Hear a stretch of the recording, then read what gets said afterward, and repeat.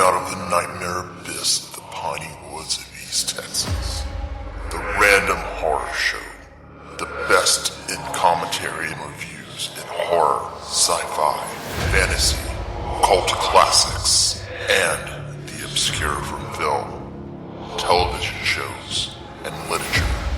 Join our horror hostess, Keisha Lacey, as she is scary, but random, horrific, but funny.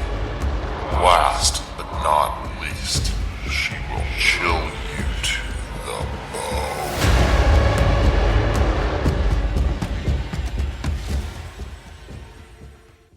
Welcome back to the Random Horror Show. I am your horror hostess, Keisha Lacey, coming straight up the Pond Carter, better known as East Texas. And of course, here at the Random Horror Show, I get silly, commentating being random as hell in horror, science fiction, fantasy, cult classics, and the obscure in movies, television show, literature, and sometimes we throw a guest or two. And tonight, I have a special guest here on the Random Horror Show, dropping by with his beautiful self.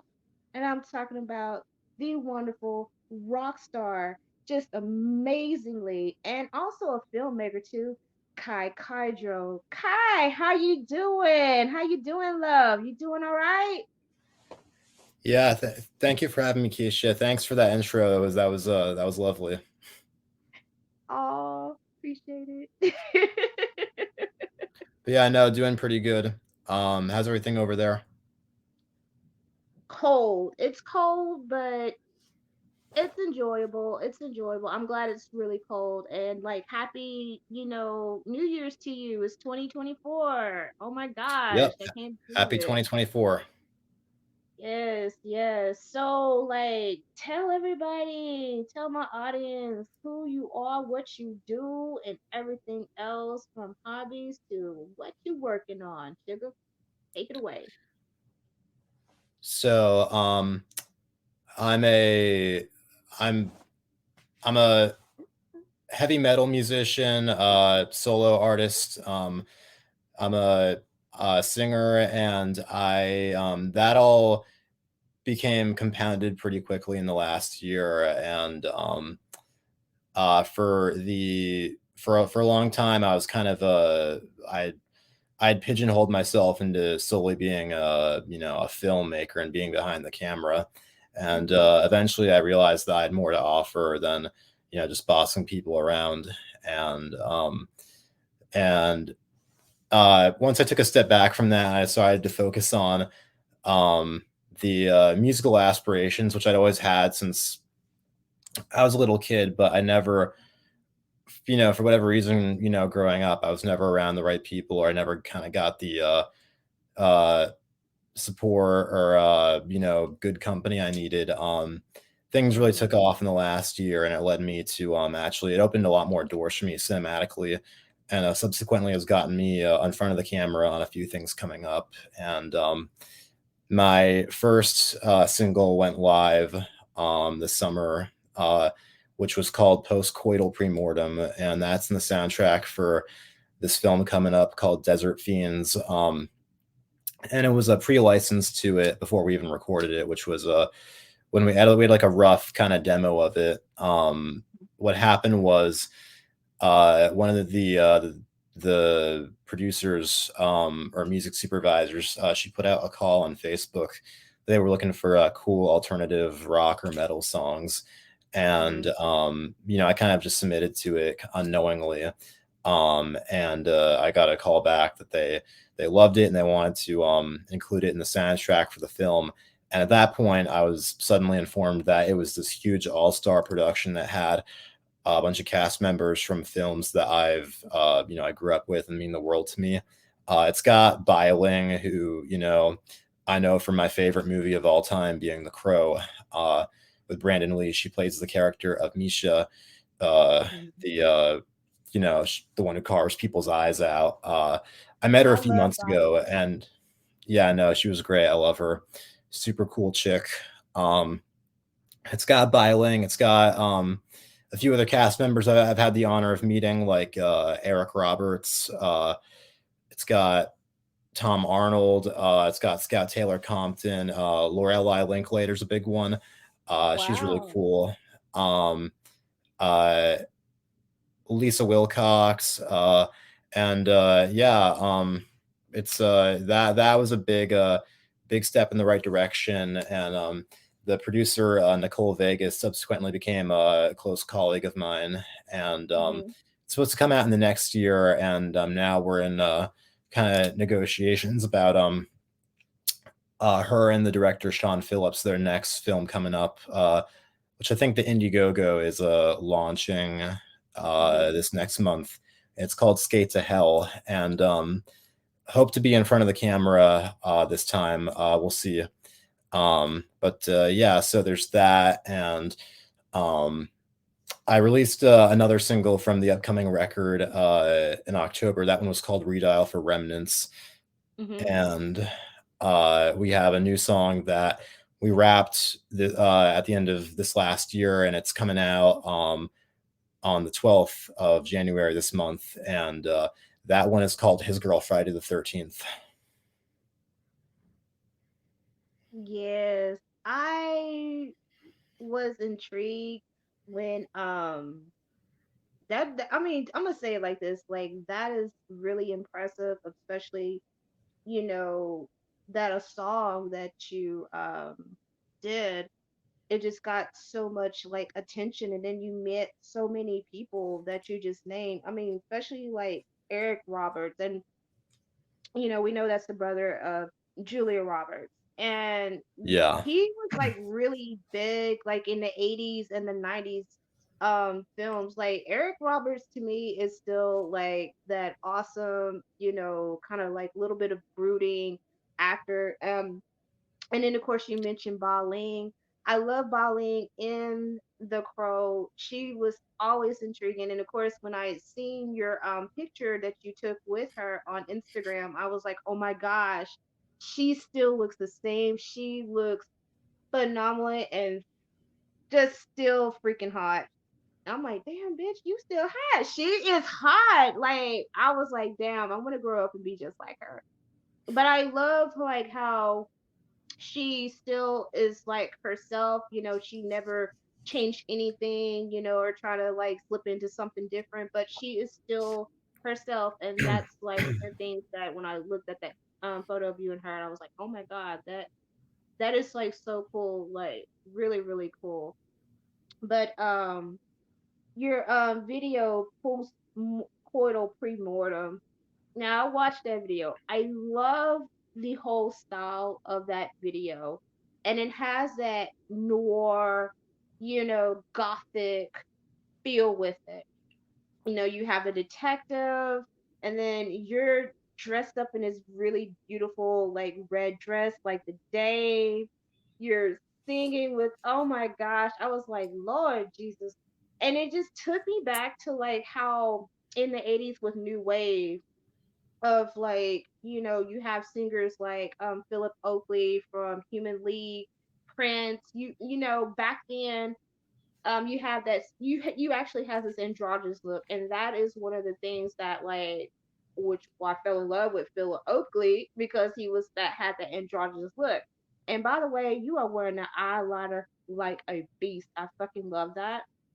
But Well, when thank I you. seen you, you're welcome. So when I seen you and then heard your music, it just brought me back to like my childhood of how much I love, the androgyny look. And it also, I was reading that you are a big fan of Alice Cooper, and then Alice Cooper is one of my favorite, you know, artists.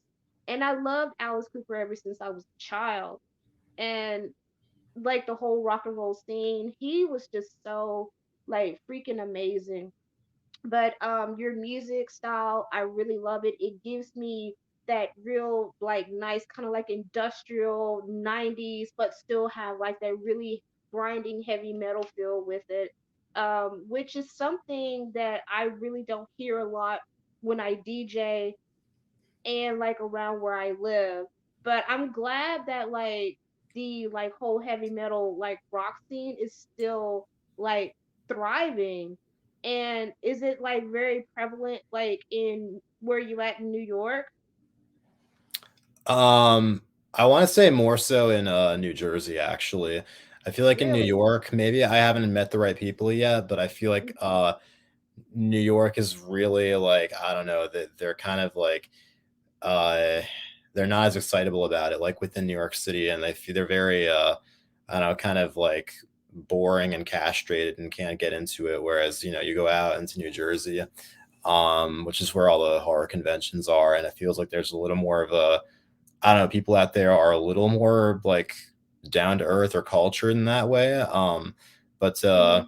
yeah, I don't know. I feel like from what I understand, like that's more of a there's more of a contingency for that over on the West Coast, like in LA. Like there was this uh rock publicist who I had a phone call with recently, and it didn't end up. She super renowned and super expensive to retain her. So obviously had to put her on the back burner for hopefully a later date. But she was really nice. But we were talking, and when she was kind of riffing with me, she was like, like, oh, I could really see it, like like Kai, most like controversial, shocking rock frontman to come out of 2020's New York City. And I was like, well, I mean, I'd take that, but like, I don't think that would be much of a, I don't think that'd be a hard thing to do, because I feel like, if Mhm. that, like, if I was living in LA and that, like, was suddenly like a claim to fame or some kind of calling card, like, I feel like that would be like, greater, uh, accomplishment. But in New York City, I feel like, I don't know. I kind of feel like the odd one out, but I've slowly been meeting people who are not necessarily aspiring towards that, but they're open minded, and they have a certain musical verisimilitude or versatility, and we if for the next video we're getting ready to shoot for my song "Read Out for Remnants," we're hoping to have like a few like a backing band in it, and there are a few folks who I've been talking to who they seem pretty cool. And the other problem is that like metal is such kind of a and rock, these are very broad terms, and there's kind of a this like polarization where you know there are like one or two clubs that are supposedly like like metal clubs Mhm. around here. Like there's one that my buddy used to go to, and apparently Jessica Pimentel used to work there back in the day before Orange is the New Black and before she started her band. This place called Lucky 13, and there's another place just like it called Kingsland. But Mhm. honestly, like I've been there a few times. I think I got kicked out of Lucky 13 when I went there when I was underage a few times. But yeah, like, but that, like, at a place like that, like, you go there, and if I say like, oh, I'm like industrial, I'm in the vein of Rob Zombie, like they're gonna be like, yeah, that's for pussies, man. We don't like that. And I'm like, what do you like? And they're like, the bands that play there are like, there's no groove, there's nothing. It's like all these like ugly big bald bearded guys, and it's like the drums sound like a typewriter, and the Mhm. guitar sounds like pulling a chain on a lawnmower, and it's like, what the fuck is this? Like, I don't know. So, and then the other side of that coin is you get bands where like, oh, we're a rock band, but they have no like theatrical quality whatsoever.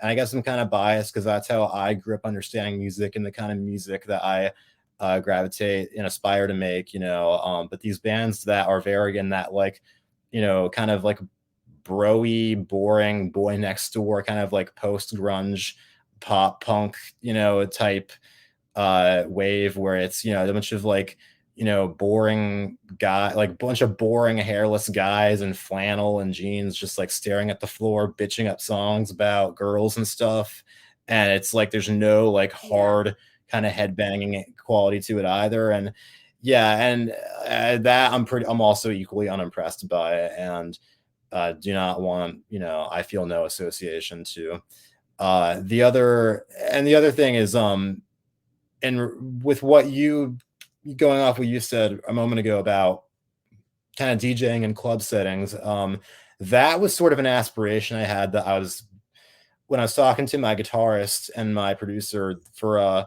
the Redial for Remnant song, like it has, because it's metallic, but we wanted in its industrial quality, we wanted to have kind of like, oh, this is like the song at the club that like, that have that kind of like upbeat, like and kind of electronic big beats type essence to it at the same time. Yeah. And that was a fun experiment. And the biggest compliment I think I got actually was from a number of people who came to the same consensus, was that they were like, this reminds me of the song from the opening of the Vampire Club in Blade with Wesley Snipes. And I was like, well, shit, I'll take that.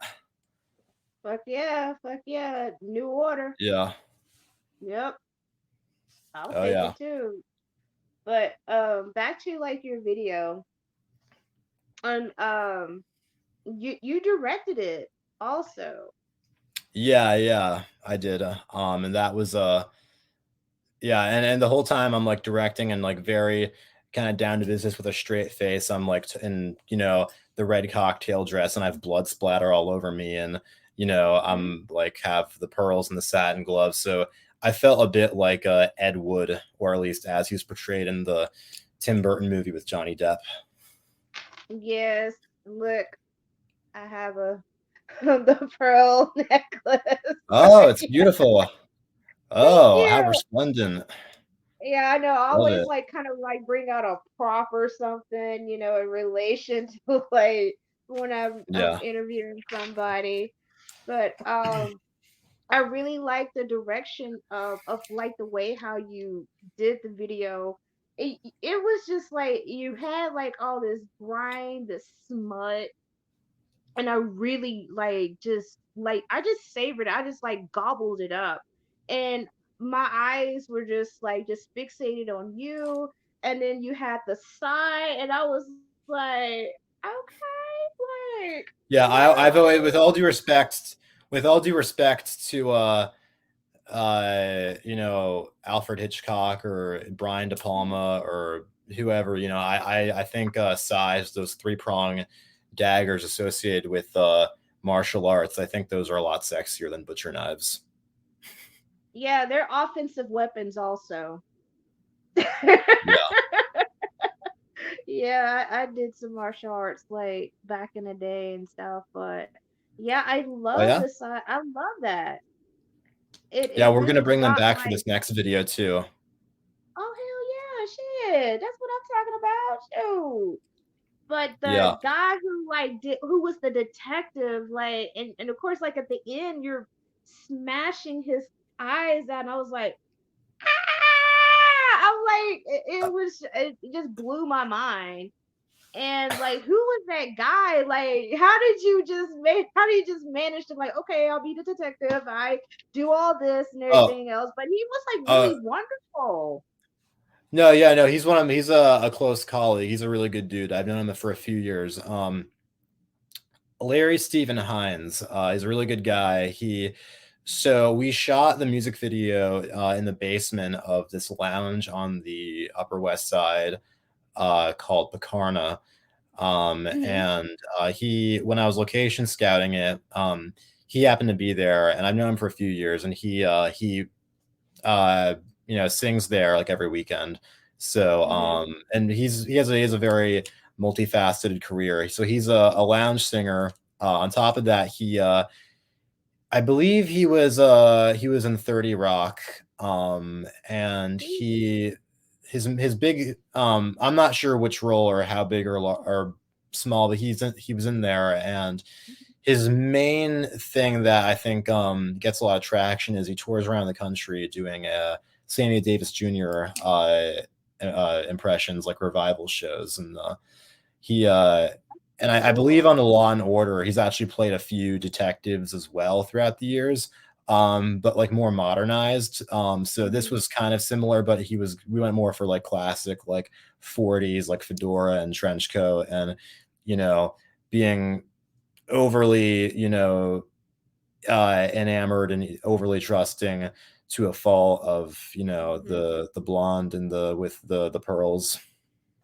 Right, But right. he's a good dude, and the other thing is that, you know, we've known each other for a while, and he was one of like the few like male actors in our budget range and our time window who I knew was cool and like was, you know, was all, you know, it wasn't going to be. I'll just come out and say a lot of guys are pussies about, you know, uh getting intimate with another guy on camera. Mhm. But you know, Larry's like me, you know, like he's cool. He just, you know, he's not phased too easily. And that made him, you know, kind of him along with me and the DP and the makeup effects artist, the four of us together, you know, we made for a pretty great force of unshockable nature. And he was especially a trooper about the eye gouge prosthetics, because those looked like they were kind of difficult to endure, because our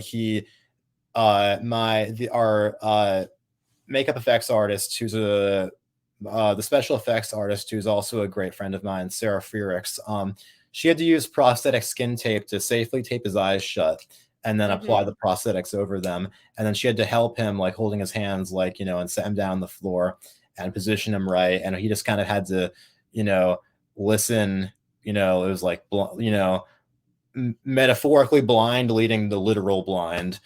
And Mhm. yeah, but it worked out. And you know, I just had to be careful about how hard I was like gouging out the prosthetics. I didn't want to, you know, like I don't know, it all worked out. Like and I really like his performance too in there. I think he was pretty you know, for how short notice it was, and for how like, you know, all the weird shit, like you know, the like the porn scrapbook that's Yeah.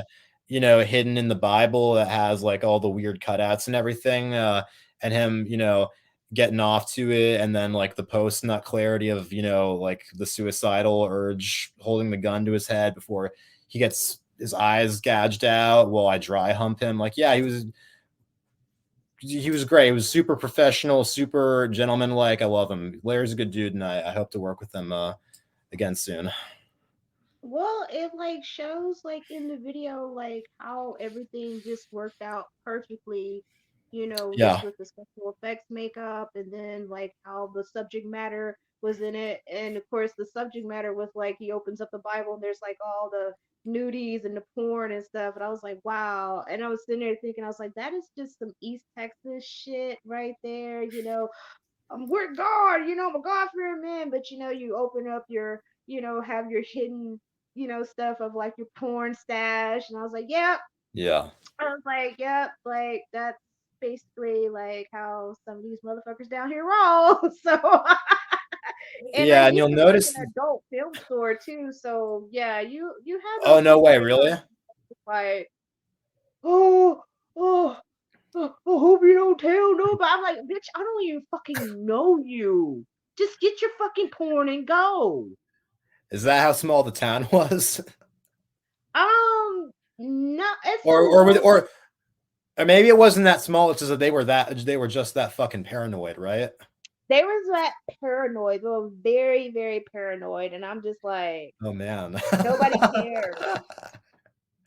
No, I Go get mean, your double fisted, you know, dildo and like, you know, yeah, whatever like gonzo porn that you're getting. We don't give a fuck. I'm just getting your yeah. money.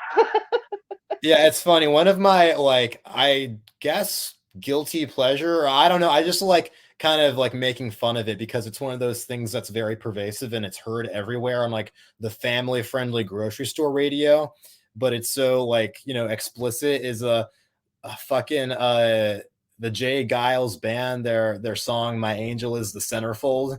The Yeah. na na na na na na. Yeah, super super fucking cheesy. It's very much a product of its time. Like what always cracks me up about that is like when I first heard that, like pornography and girly magazines and everything were before my time, because I was born 2001. I think by the time I was born, it was all on the internet. But like when I first heard that, I had no idea what they were talking about, and I was like, like what is this, like the Angels in the center field? Is that like the Angels in the outfield, like the Joseph Gordon-Levitt Little League movie? Like what the fuck are they talking about? Oh, oh shit. And then I they're mean, other I would get confused too if you didn't know what that song is. yeah, because I was born like after that, in like the digital, era. So I never had to endure the travesty of like lending your porno mag to your buddy and then it comes back like with splooge all over the pages. So uh Oh yeah, man, I have a story about that. When I worked at the, adult film store, yeah, and when I got there and, they're taking me all around, like, this is this and that and everything, blah, blah, blah. And they like told me, they're like, hey, you need to be careful of getting the DVDs out because it was a lot of it was physical copy, and I was like, okay, because a lot of times there's like jizz on the DVDs. So when yeah, they turn them in through the slot, we have to like pick them up with a tissue and wipe them off if there's like some jizz on there. Because you have idiots out there, they will sit there and like watch these movies and at home, and they bring it back like it was like a blockbuster, basically what it was. And of course you have like your novelty toys and so on and so forth, but they will God, return the video with jizz on it, and it's nasty. that's pretty Why? horrifying. Like, yeah, I mean, I commend you for having endured a job like that.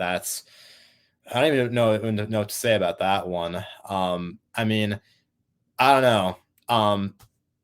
I've never actually. I've always been like a kind of foreign in these conversations because I've never actually really consumed pornography. I've had Yeah, like a lot of like friends who have tried to show me like they think that they actually like for like cinematic purposes they'll like try to like say like you got to watch this, it's actually legitimately good, and then like I'm like no, this is not, you don't appreciate this for artistic merit, dude. But no, I have I've always been endowed with a really active imagination, so I've not been cruxed upon physical media. So yeah, I count myself blessed. yeah. Well, when it's pretty low vibrational, but the stuff that they do, but I'm like, it's a job. I know like a Yeah. lot of people look down on them, and I was like, but it's still a job, it's still acting. And Yeah, I don't mean to condescend to anyone who like works yeah, on it per se. I mean, yeah, you know, that's how a lot of people. I mean, how Wes Craven worked on it, for to feed himself, as like a job for hire early in his career. And yeah, I think Rob Zombie, he early when he was close to my age, like he like designed like girly magazine covers. So yeah, I mean, like, hey, a job's a job. I right, no, you know, no shame. But going back to the video, one thing you'll notice, or I don't know how noticeable it is, but amongst all of the classic movie starlets, many of which were Hitchcock girls, and mhm, the whose faces are cut out and plastered over nude model bodies in the detective's porn stash. The one who I kind of went easy on and is like the least butchered is Kim Novak, because mhm, she's actually still amongst us. She is 90 years old this year. So I out of yeah. respect for those still amongst us, I wanted to like, you know, leave her alone. So she's just there, just a cutout of her as she is. Yeah. So you have, Yeah, but you have like the influence of like Alfred Hitchcock. Um, I remember the Alfred Hitchcock hour back in the day, what you would yeah, watch a show, like of course like Psycho, The Birds, Vertigo, all of those Hitchcock movies that I watched as a kid. And then, Rob Zombie, like I said, I did my research on you, and also Sam Raimi and Tim Burton. So like what was like the attraction to of like all of these people of having like such a big influence, not only just in film, but like the style of film, of like how they create like, like the gothic, horror. Of course, like Tim Burton, he has like that gothic horror, and I love like him in, was this movie back in the 90s, it was called Singles, and he did this little cameo. Yeah. I love it. Yeah. Yeah, when he the dating video for is it Yes. Bridget Fonda's character? Yeah. Yes. Yes, I Yeah. remember that. I remember that like just vividly, and I was like, "Oh, that's Tim Burton." But like, Yeah. what Like was even like that magical influence about all of these people that have like such like a huge impact on your life, and especially with your music and your filmmaking and so on and so forth in your craft? well, I think in the really early, I'm talking like when I was like 3, 4 years old, like really early on, it was Mhm. just like any little boy, especially back in the 2000s, back when superhero films were an occasional treat that like broke new cinematic ground, even sometimes, and they weren't like a constant, diet that you got a new one every month. Sam Raimi, having, done Spider-Man, and Tim Burton having done the Batman movies that were a little before my time, but I was like Yeah. watching incessantly on DVD. I was kind of equally enamored with the cinematic personality more so, just as if not more so than the characters that, of course, Hmm. you know, any wee lad loves. And that led me to, kind of digging deeper and searching for more of that outside of those characters, and that led me to retroactively discovering with Tim Burton, all of his movies, and with Sam Raimi, like discovering Evil Dead, and how he started out as as just like some kid from middle America town, and he went and he with his friends made a movie out in the woods and everything. And um then I think and both of them, I think especially Sam Raimi, were, and most filmmakers, have some kind of Hitchcockian influence, because he was just, Hmm. he was around that long ago, and it's been so long. Yeah, I don't know. I remember watching Rear Window when I was 11, and that was the first time that I felt so like immersed in a film and its universe, and kind of the way that it explored the character's psychology with the camera, and just these kind of it kind of portrayed these very uh and I guess like quote unquote non-cinematic feelings very cinematically, like kind of being suspicious and having a hunch about something, and then Yeah. kind of like the burning urge to prove it, and kind of the a lot of great like kind of quiet facial acting with Jimmy Stewart and Grace Kelly, and Raymond Burr, especially as the villain across the street. And yeah, then you know, um, Rob Zombie. I mean, I always loved his music. He was always one of my biggest musical inspirations, and then his films. I think that was kind of the big catalyst and turning point with me. When I realized that that you can do both. You can be both a Hmm. musician, and also have a cinematic life as well, and it's possible. And I feel like what especially Rob Zombie and Tim Burton have in common, and that really stood out to me, is that they're like there's not these boring you know suit wearing, castrated, director type guys who, Yeah. are very like by the books and down to business. They're very they come from kind of a different art form. Like Tim Burton was an artist and a sculptor and a stop motion animator.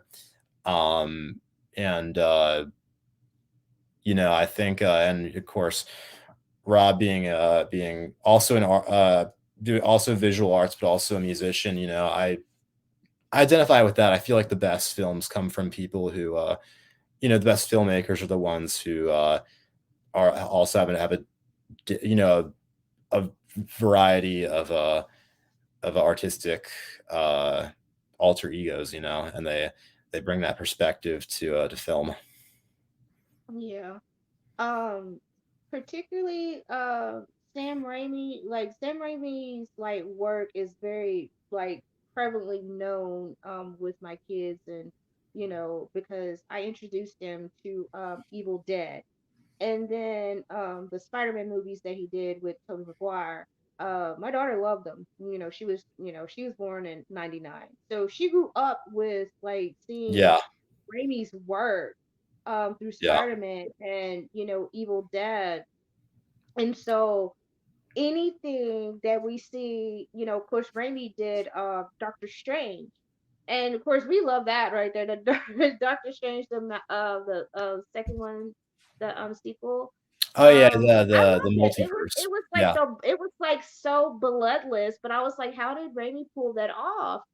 But Raimi's style, it's you you just recognize like his whole style of like how he moves the camera, pans the camera out. Um and Evil Dead 2, which is actually like saying the remake of Evil Dead, like premiered on my birthday, March 13th, and I was 9 years old. And I love no way. that. And I could not believe and that was one of my first movies when I was 16. I don't know what was it. I think it was just Bruce Campbell's like chin and everything. I love I love some Bruce Campbell. Actually, I seen I him love him. years ago, and he said something. He was like being a talk show like game show host, and he was talking to me like for me to ask, answer the question. I'm like froze, and I was like, oh my god, but Bruce Campbell said something to me. But when Oh I watched Evil Dead, I love like the whole like slapstick comedy with it, but it was still scary as hell. And so ever since then, I've just been a fan of like Sam Raimi, Bruce Campbell, Evil Dead, all of that. Rob Zombie, I remember when he came out with White Zombie, child, that he was just jamming like a motherfucker. And I love the bass player, like Sean. Oh my gosh, I wished I had all that hair and like was rocking that bass. And that was like a big influence, like especially like in the '90s when he came out with White Zombie, and then when he started getting into film, House of a Thousand Corpse. People did not like it, but hey, guess what? It spawned like so many like fans. It became a cult classic. I mean, even the weird yeah, part when the rabbit, she was dressed up like the rabbit and she was trying to get away, and you had like Dr. Satan. It was just like so odd, yeah, but I liked the oddity of it because it didn't match, but it did like go together. And he always, how like Rob explained it, he always like the redneck hillbilly, kind of culture with it. His wife Sherry is in it with that laugh. Child, I was doing that laugh, scaring everybody. oh man, that holy shit, that's pretty good. It sounds just Yeah, like her.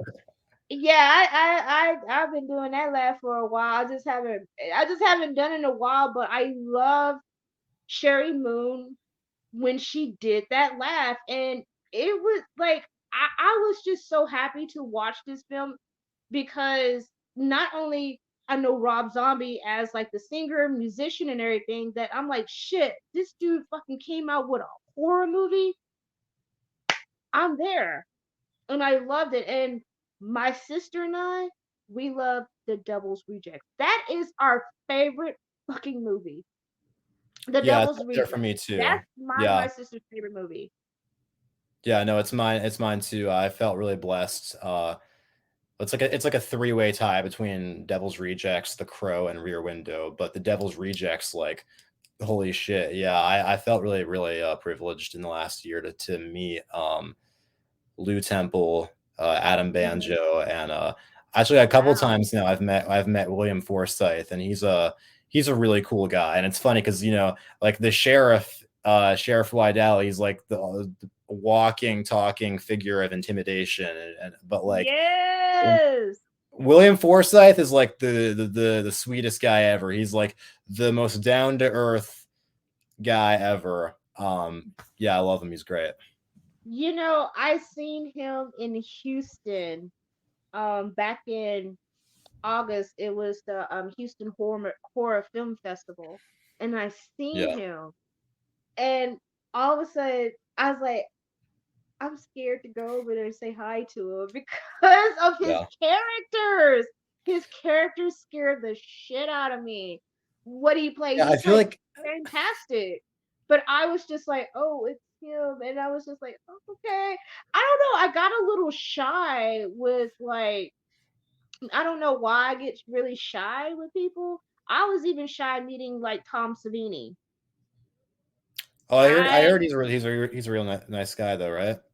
He is. He's really nice. There's like those stories like some people met him. They're like, oh, he's this, like, oh, he wasn't nice. But he was like really nice to me.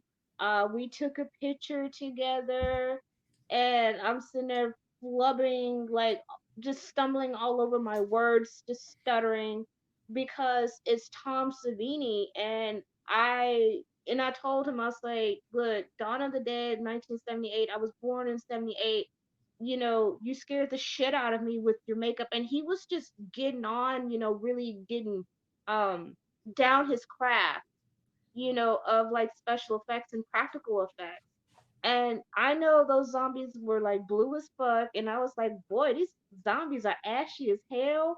And I was like, they need some Vaseline, they need some lotion. But it still scared the shit out of me as a kid, just watching it. And he just got so like just amazingly great, all through the years. He has like a special effects school in Pittsburgh, because that's where he's originally from. So there's a people that go there to join his like school to like learn from the best. I mean, there's like so many like people out there that are like really amazing, especially in the special effects department. But I met Tom Savini and I was just like, I'm like, my little dream just came true, you know. Ever since I've seen him, and from Dust to Dawn, he played like was his character Sex Pistol, and he actually Oh yeah. autographed me that picture and everything. And Oh, I was nice. telling my brother that, and I was like, I said Tom Savini. He's like, who? I said Dust to Dawn, the dude with the dick pistol, the dick. He's like, oh, okay, I remember him. He's like, man, that's pretty cool. I was like, yeah, I know. I was like, I was tongue tied, talking to him. But he was great. He was really he's such a gentleman. He was such a gentleman. But it's pretty cool. I mean, cause you not too long ago like met Kathy. I'm gonna mess up her last name, but Moriarty. Oh, yeah, Kathy Moriarty. There you go, Kathy Moriarty. Because I'm bad at like butchering people's names, but I love Kathy though when she was in Soap Dish. Oh, she's that's like her masterpiece. I love her. And there are all the scenes where she's like seducing Robert Downey Jr. and she's like out to get Sally Field. She's so good. Yeah, and Oh, but she and the, stole the show. She she's the stole that shining whole star. movie. Yeah, I mean, I feel that way about any movie she's in, like Neighbors with Dan Aykroyd and John Yes, I remember Belushi. that one. Yeah, yeah, no, Oh my, she's amazing. she when you I seen that, I was like, oh my gosh. I was like, I have not seen her in a while, but every time I see like a movie of her like Casper, Yeah. Raging Bull. I mean, she was like very, very beautiful. And she just have Oh that yeah. very, just very her voice. I was just like, damn, I wish my voice was like that. I got this squeaky ass mouse voice. I'm like, ugh. But it was just her whole presence and with that voice and the way how she moved. I mean, it was like she commanded everything, like in her roles of like being that person. And when I Yeah. seen her, I was like, oh my gosh. And you were like painting her nails. I was like, that is so cute. Oh yeah, no, that was truly a surreal moment, and yeah, and you know, a few growing up, you know, having seen all those movies, yeah, I mean, I yeah, I was pretty in love with a number of those characters, and so that was like a boy's dream come true there, you know, her having me you know, and she liked my nails so much, and she was like, the way I had them painted at the time, and she was like, "Oh, can you Mhm, paint mine?" And I was like, "Holy shit!" And you know, she was very cool. I mean, actually, because I showed up there hoping to meet her, like she was kind of at the convention center, and then I was like, "Oh, I wonder where she is." And then like I was kind of wandering around, like trying to figure out which room she was in. And mhm. I'd stumbled into one room and I was looking around, and suddenly I hear like wait, who is this guy? He looks just like me when I was young. And I'm like, what? And I turn around and I'm like, wait, that's Kathy Moriarty. And the ice was instantly broken. And yeah, I like her. She's like well, for all her characters were kind of like, you know, deviant. She's just like them, but like the good version, you know, of that. You know, she's very outspoken and very I don't know, she's just very she's very radiant. She's fucking awesome. I love Kathy Moriarty. She was very cool. Definitely one of the best entertainers who I've had the honor of meeting. Yeah, I know it was surreal. I bet it was. I mean, shoot. Like it's Kathy Moriarty. And then you just like da da da da da da. Just like, oh shit, hey. But I Yeah, know that was like a really like just an amazing experience and very surreal to like. And they always say never meet your heroes, but I met one of my heroes and he was super nice. yeah. So I yeah that I think it's worth the risk. I think so too. It's worth the risk. It's like, and might as well take a chance, take that risk, because if you don't, then you're gonna regret it. Well, yeah, because I mean,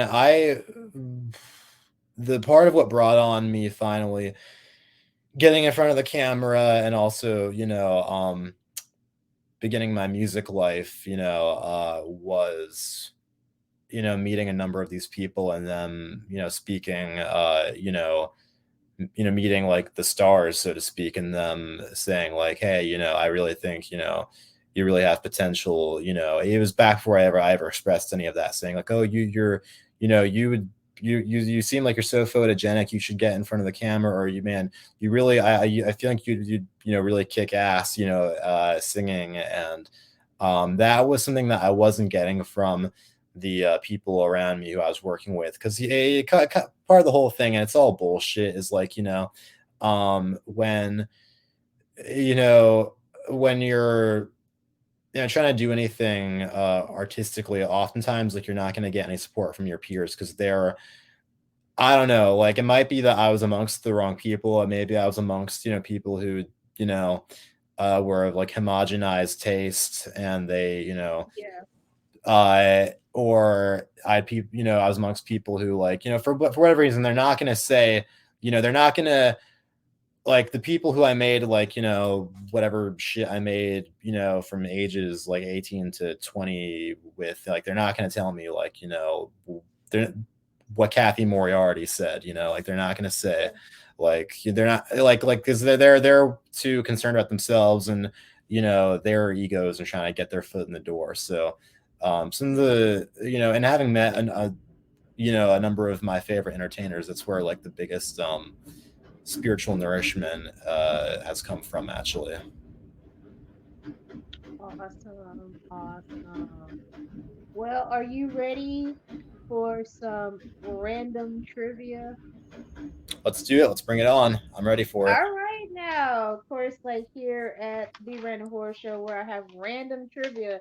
It can be from movies, it can be from music, it can just be something just stupid as hell. But hey, we're here to have fun. Bring it on. So, all right, now, okay then, Kai. All right. First random trivia question. Name the title of the psychological thriller that is a noir 2021 film directed by Guillermo del Toro with a star-studded cast. Is that Nightmare Alley? You are so correct. Okay, now here we go. Now this one is going to be two parts. Two parts. It's a two-part one right here. You should get this one right here. I kind of went a little bit, easy on you. I did. You should know this, but if you don't, okay, I understand. So, first part question: can you tell me Alice Cooper's real government name? It's like Vincent Damon. There you go. Or Name is it's some Vincent. I may be butchering his last name. It's like Damon. I don't know. I haven't stalked him enough to, he doesn't have a memoir that I can dig through. I've just watched like his interviews and stuff. Yes, it's Vince or Vincent. That's correct. Just his first name. Now, this is the second part of that question. In this 1984 horror film, Alice Cooper plays a rock star that it goes back to his childhood home to record a music video. What is the name of that film? Holy shit, I don't know it. Can you please tell me so I can go and watch it? And it's another favorite horror movie of mine, Monster Dog. Monster Dog. Yeah, see, this is why we're Monster we're doing Dog. this to commune. Yeah, and gotcha. Yeah, I mean, um, And he's out of you his know, makeup too. He really is. He's out of oh, makeup in this film right here because I was like, who the hell is that? And I mean, I'm about like, because it came out in '84. I watched it on VHS. So I was like 6 or 7. So I'm looking, I was like, who the hell is this? And I looked, it was Alice Cooper. I was like, no, that's not Alice Cooper. That's oh not. wow. Yeah, he looks so different, without his makeup. But then he put some makeup on, and I was like, oh, okay, then that's Alice Cooper. But yeah, Oh, now the coop is here. Yeah, yeah, he's also fool my he's ass for another a little. he's another great guy who I was very lucky to meet. I think it was last month before last. He was a cool dude. That's fucking awesome. Oh my god, Yeah. I'm jelly. Shit, you Yeah, gotta no, put some. it was a long journey to Philadelphia, the middle of nowhere in Philadelphia. But yeah, no, he was for Monster Mania, but yeah, no, he was a great guy. He wrote Yeah, his Bible verse on his the I we took a photo together that I then printed out and he autographed, and I think it's Galatians 2:20 is his Bible verse, but yeah, he's a good dude. yeah. I remember he used to get like a lot of flack back in the day, but he happens to be like a really like cool Christian guy. I mean, he's like big into Jesus and stuff, and people Well, just thought like, oh, he's all like this, but he was just that was his shtick. He was a shock jock rocker and everything. He was shocking people. That's the reason why I love Alice Cooper because he I love the guy because he did that, but then when you're like in his personal life and all that, he's just a real cool, guy, and people just thought the wrong thing about him, but I was just like, yo, he's just singing rock and roll and everything. Fucking Luke is cool. yeah. Well, yeah, that's my whole thing, is that, I always gravitated towards, because I think music, performance wise and, in the writing process and everything, I think to me it was essentially, the personalities I gravitated towards. And Hmm. it was the same thing as acting, really. And, you know, for some reason, a lot of people don't make that correlation. A lot of people recognize that, say, Alex DeLarge, people recognize that he's not, that Malcolm McDowell is not Alex DeLarge from Clockwork Orange. They know Malcolm's, the good guy goes home, after work playing whichever crazy character. People Hmm. recognize that, like, Sharon Stone isn't Catherine Trammell in Basic Instinct. It's a character. but people Mm-hmm. don't really make, for some reason, that people don't delineate that with music.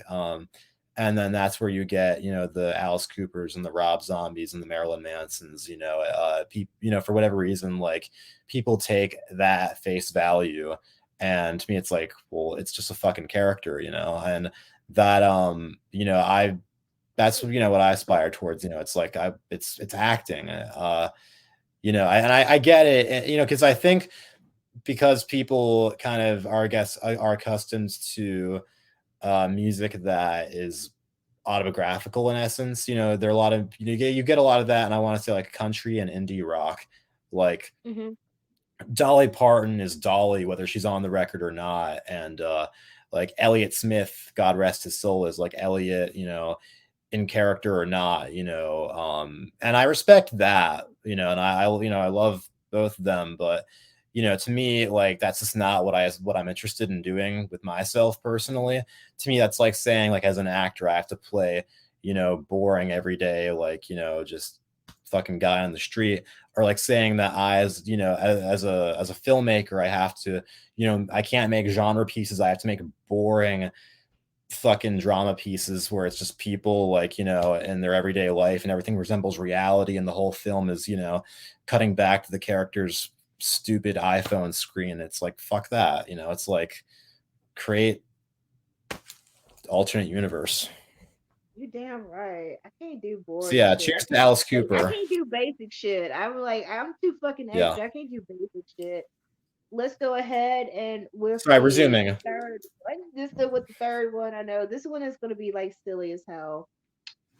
Since you are a New Yorker, do you own a Yeah. pair of Timbs? I'm sorry, Do you own a pair of Timbs?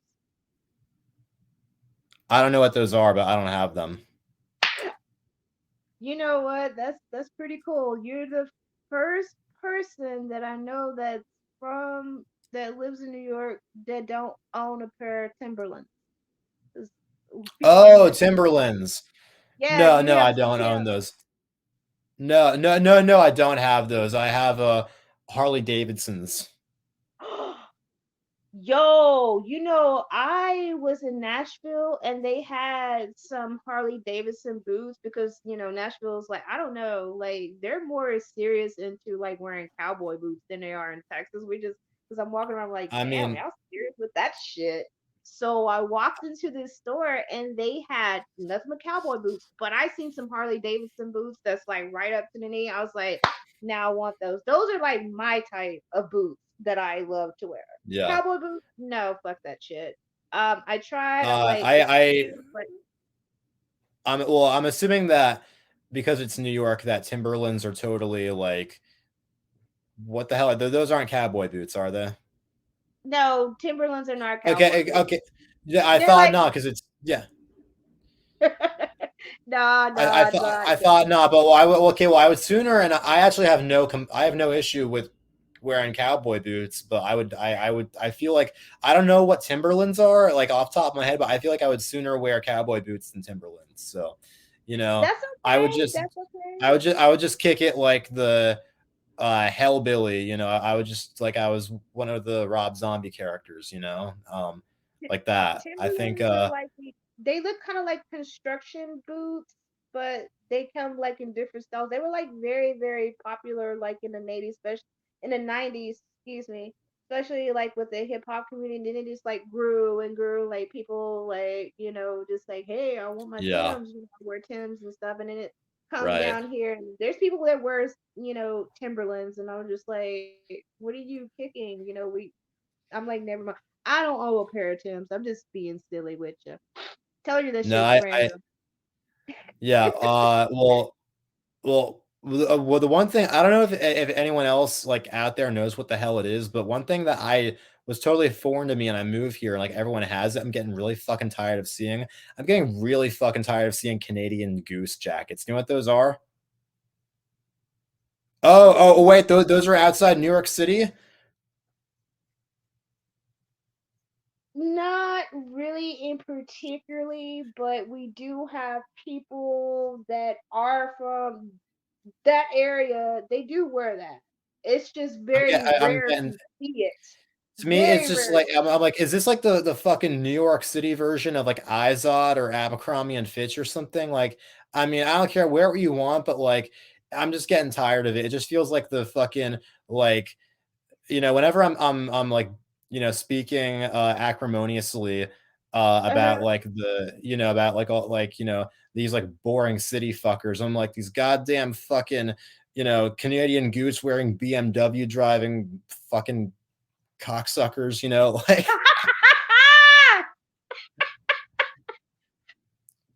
Oh shit, I'm fucking deceased on that. I'm deceased.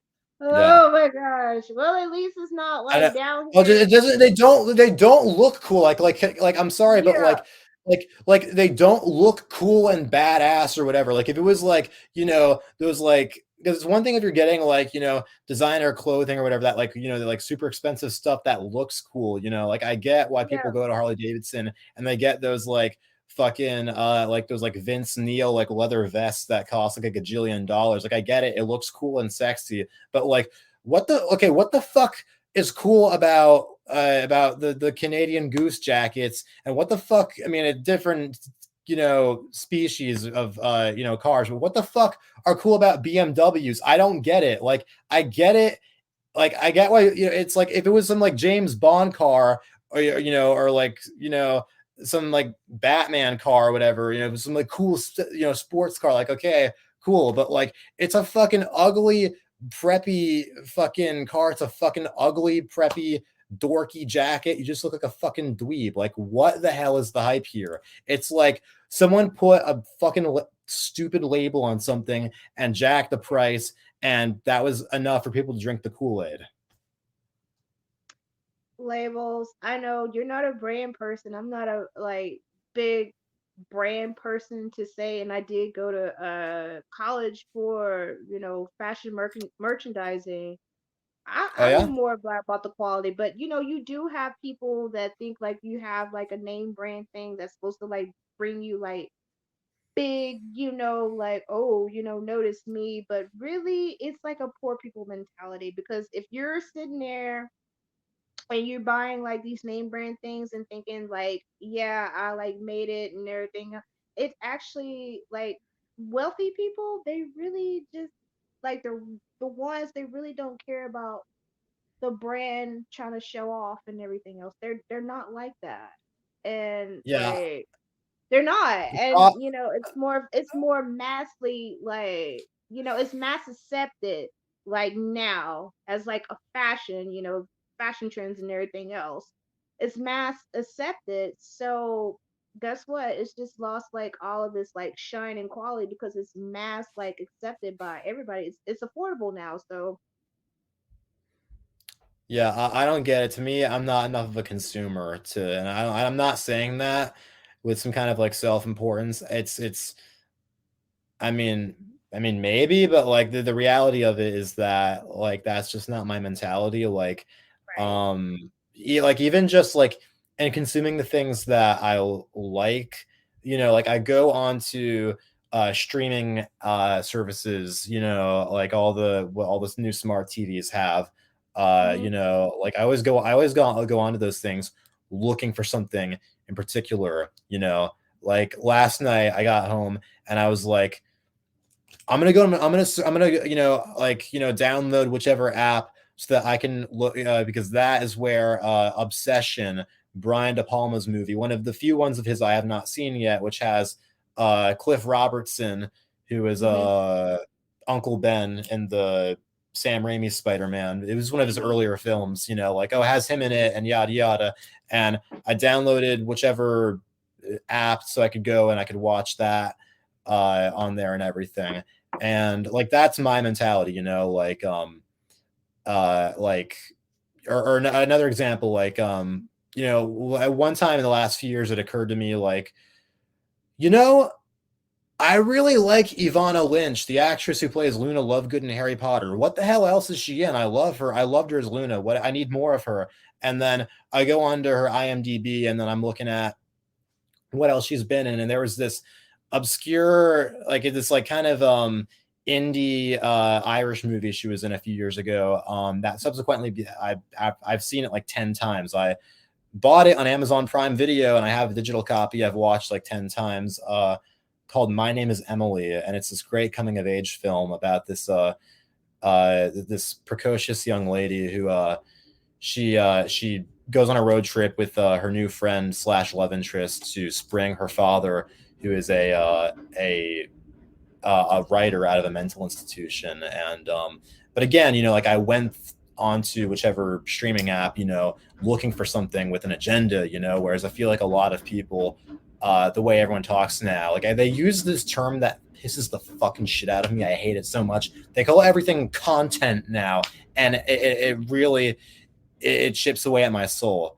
Like everything now, it's like no one. It used to be like, uh, I come home from work and I watch insert name of my favorite show or whatever, on TV. Now it's I go home and Netflix. I go home and I Hulu. It's like the people don't care. It's like, it's everything is like like a smaller cog of something, and it's like totally stripped away. And it reminds me of the Pink Floyd song, Another Brick in the Wall, because I feel like that's what literally happens. It's everything, it's content now. It's all like these rows, these columns of genres when you go into the streaming the platform or whatever, and everything is just, in a column, and they're all bricks in the fucking wall now. And that term didn't annoy me like 10, 15 years ago. Like it made sense. Like if you go like, if you like a video game was like rated M because of, there's like adult content, or Mm-hmm. there's or like a CD, like it has like the parental advisory sticker because of mature content. It's like that Mm-hmm. felt like it was being properly used because it was referring to Yeah, the inner right. workings of, of a piece, but when the record or the film or the TV show or whatever is referred to, as being like, oh, just a piece of something, bigger, that's when I think we've taken a wrong turn somewhere. And it really pisses me off. And it's like a catch-all fucking term for anything that's been digitized now. And I think, here's my where I draw the line in the sand is that if your art form, if you're whatever you've created, if it predates the existence of the internet, then people can't be throwing the C word at it. Yeah, that's right. The content is like the equivalency of what cunt is the C word to everyone else. That's how much that is the major psychotic animosity I have towards it. Like film, music, even I'm not a video game guy. I've never got into them, but in all fairness, that was something predating the existence of the internet Yeah. that you could physically go and get a game cartridge or whatever, buy a video game, and it existed. It was something that people programmed, created music, voice acting, programmed everything. So like I'm not going to accept that. And it's like, where are we going to draw the line here? I feel like, someday I'm going to hear people talking about A.A. Milne, the creator of Winnie the Pooh. And it's going to be like, oh, A.A. Milne was a content creator active in the early 1900s. His work on the extended Winnie the Poohniverse created, countless revenue streams and content for Disney Plus, like, what the fuck, or like, I don't know. I feel like even just like, it's going to get really exaggerated. Like I'm going to be at the bar, right? And, that one, sleaze bag biker is going to be like, walking over to the woman sitting by herself at the bar. And he's going to be like, lecherously growling at her like, hey, baby, where's the content? Let's see the content. And then like her boyfriend is gonna like suddenly like walk out of the men's room and see it and be like, hey man, you best back the fuck away from my woman or I'm gonna beat the content out of you. And then the barmaid is gonna be like, now boys, take the content outside. I mean, what are humans? Are we just fucking content now? Are pregnant women content creators? Like, I fucking hate it. Like, yeah. So anyway, so going back to consumerism, yeah, I guess I didn't get into the content thing. You know, which you brought up a point about that, and the one thing that I want to like literally like stab people in the face is the like boy mom, and I was like, what the fuck is that? Just say you're you have a son. And I'm just like, what the fuck is this shit? I'm a girl mom. I'm a boy mom. I'm a girl dad. I'm like, what? That, oh gosh, that like irritates the fuck out of me. And I was like, I'm ready to Yeah. stab I only people. started I'm hearing like this in the literally last few want to years. stab people so badly for saying that shit. And of course, there's like this whole thing about uh mothers that have this very incestuous relationship with their sons, and it's like a whole TikTok. Oh, I don't even have TikTok. I deleted TikTok. It's I'm it's not like on so there, much which stuff like everyone out there, tells me and I'm it's supposed to be on. crazy. It's so crazy. But That's gross. Yeah, it is that's gross. gross. It's super gross. But let's go Yikes. ahead and like on a lighter mood as we're gonna get with the next question. Trivia. Yeah, right. Trivia. Which is your favorite? Which one is better? Fruit snacks or fruit roll-ups? Uh, I want to say fruit snacks because those were always easier to get past, like the teacher, like if you were eating them in class, whereas like the roll-ups were like a huge project that like you couldn't just nibble on. Yeah. I concur. Even you can sneak them like in your pocket while you at work, knowing you're not supposed to be on the floor eating or drinking. But I didn't give a damn. I just walked around like I was the manager with my coffee in my hand, Yeah. and sometimes chicken nuggets in my like pocket and fruit snacks. So yeah, fruit snacks are There you like go. there you are. So next question and final question, last trivia question. Are there really apples in the Big Apple, or pears, or bananas, kumquats, pistachios? I don't know. Truthfully, I'm not much of a fruit eating guy to know. I don't know. Not that we're particularly famous for it. I don't think. Um, I don't know where that term derives from, to be honest. I I don't if this know. was like if we were referred to as like the big chunky slice of pizza or something, that would have held more validity. But I don't know about apples. I don't know. I don't know either. I've never been to New York. The closest I've been was Philadelphia. It's like the city Yeah, of Philly's like nice. brotherly love. But there's some, Yeah. yeah. But I mean, I was just like, what the fuck is like? Why did they call the Big Apple? I'm like, is there apples up there? Why did I? That's like one of the questions I've always wanted to ask. Is like, why do they call it that? Is it because of apple trees, or No, is well, it like no, I don't. I mm, have no idea. I mean, the only correlation I'm getting is that fucking like I don't know in the 1933 the original King Kong I think this is recreated in the Peter Jackson version set in New York City uh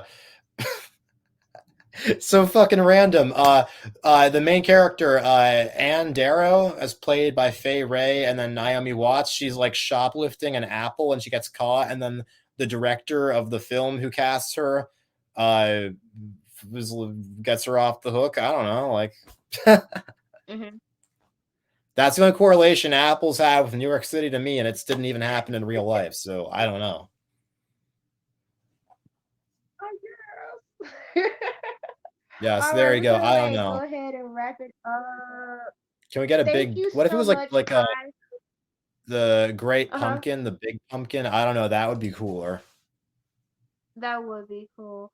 But Yeah. Kai, I like to thank you so much for like joining me.